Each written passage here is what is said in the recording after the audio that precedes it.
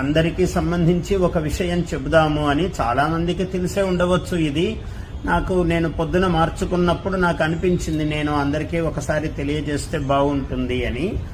అయితే ఈ యజ్ఞోపవీతం గురించి ఒక సామెత ఉంది లోకంలో. ఎగదీస్తే బ్రహ్మహత్య, దిగదీస్తే గోహత్య అన్నారు. అంటే యజ్ఞోపవీతం తీసేటప్పుడు ఇట్లా పైనుంచి తీరాదు, పాదాల నుంచి తీరాదు. మరి ఎలా తీయాలి అంటే మీకు చూపిస్తున్నాను.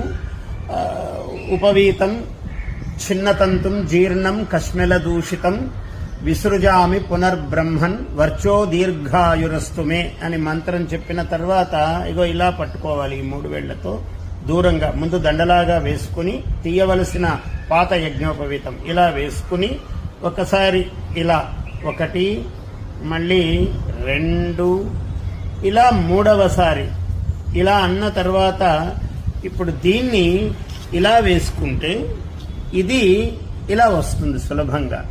చూడండి, అంటే ఇది పైనుంచి తీసినట్టు కాదు, కింద నుంచి తీసినట్టు కాదు, ఎటువంటి దోషము ఉండదు. యువకులకు, ఆసక్తి కలిగినటువంటి వాళ్ళందరి కోసము ఇది తెలియజేస్తున్నాను. జయోస్తు. ఆశీర్వచనం.